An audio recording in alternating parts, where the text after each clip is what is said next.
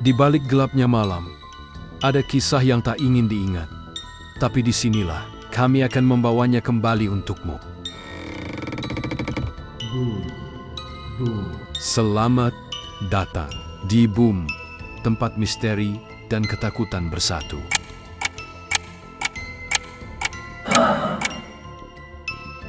Jangan lupa untuk subscribe dan like channel ini, karena tanpa pendengar horor, maka semuanya tidak akan pernah menjadi horor.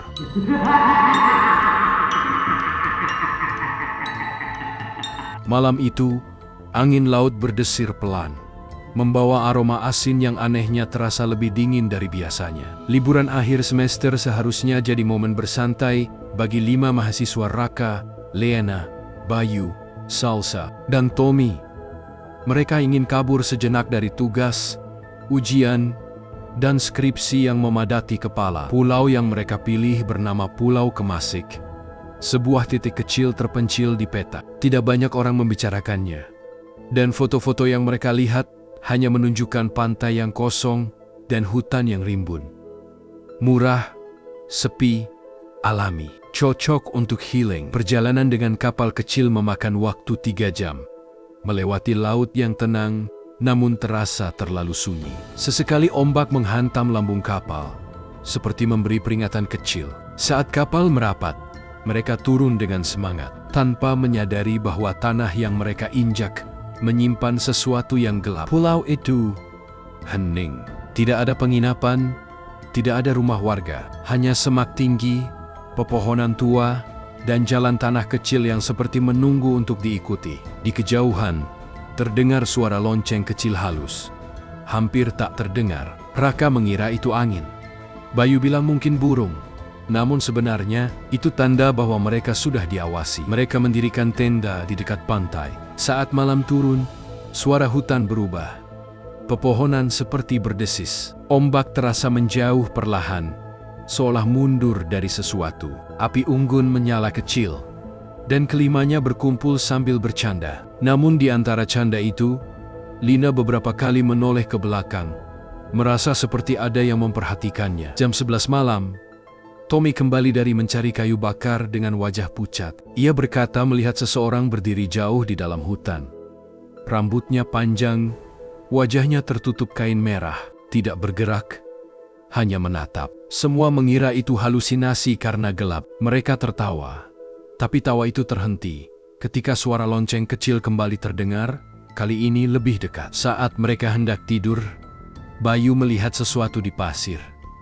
Sebuah lingkaran terukir rapi, berisi simbol-simbol aneh, seperti bekas ritual.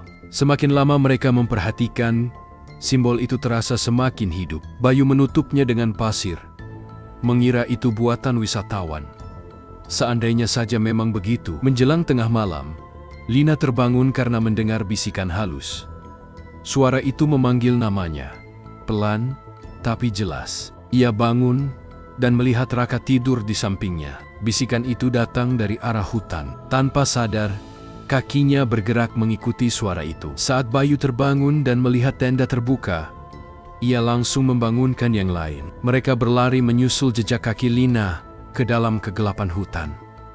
Hutan itu berbeda di malam hari. Kabut tipis mengambang, pepohonan seperti bergerak pelan, dan suara bisikan semakin banyak. Seperti banyak orang yang berbicara bersamaan dalam bahasa yang tidak mereka mengerti. Mereka menemukan Lina berdiri di depan sebuah gerbang kayu tua, yang di atasnya tergantung puluhan tali berisi tulang kecil. Di balik gerbang itu, ada desa kecil yang tidak ada dalam peta. Desa Kemasik, dalam rumah rama-rama kayu berjejer rapi, tapi tidak ada lampu, tidak ada suara. Sampai akhirnya, lonceng berbunyi lagi. Dari dalam rumah, orang-orang mulai keluar. Rambut panjang, baju lusuh, wajah dipenuhi garis hitam seperti bekas tinta. Mata mereka kosong. Dan di tengah kerumunan itu, ada perempuan berkerudung kain merah yang tadi dilihat Tommy di hutan. "Selamat datang," ucapnya. Suaranya berat meski tubuhnya kurus. "Kalian adalah tamu dan persembahan." Belum sempat mereka lari, puluhan tangan hitam menggenggam mereka.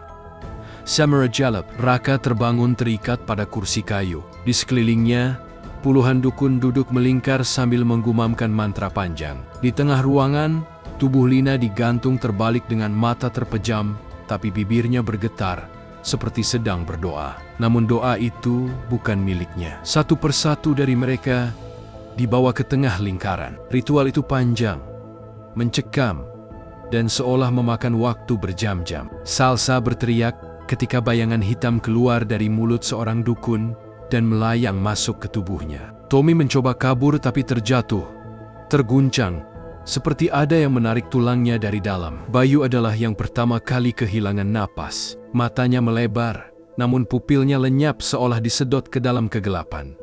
Tubuhnya kaku, lalu dibaringkan di altar batu di luar desa, diikuti Salsa, yang tubuhnya membeku.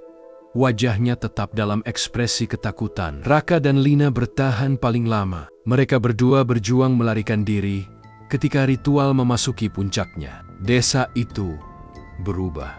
Rumah-rumah bergetar. Tanah terasa bergerak. Dan suara-suara aneh menggema dari bawah tanah. Dalam pelarian mereka, Lina ditarik oleh sosok perempuan berkain merah. Raka sempat mencoba menyelamatkannya. Tapi jalan tanah berubah menjadi lumpur yang menggigit kakinya. Ia harus memilih, kembali, atau berlari. Ia memutuskan berlari. Namun pulau itu tidak mengizinkannya pergi. Setiap jalan menuju pantai kembali mengarah ke desa. Setiap kali ia mencoba memutar, ia melihat mayat Mantemonia berdiri menatapnya dengan mata kosong. Akhirnya, di bawah sinar bulan yang pucat, Raka berhenti. Ia sadar bahwa pulau itu bukan tempat wisata, bukan tempat healing. Pulau itu adalah wadah, rumah bagi para dukun yang menunggu tumbal untuk memperpanjang kekuatan mereka. Raka sampai di pantai dalam keadaan terseret. Tetapi ketika ia melihat ombak, ombak itu tidak bergerak. Waktu terasa berhenti. Dan dari belakangnya, suara lonceng kecil berbunyi untuk terakhir kali. Pulau Kemasik mendapat tumbal terakhirnya. Dan sampai hari ini, siapapun yang mendekat ke pulau itu selalu mendengar suara bisikan halus memanggil nama mereka.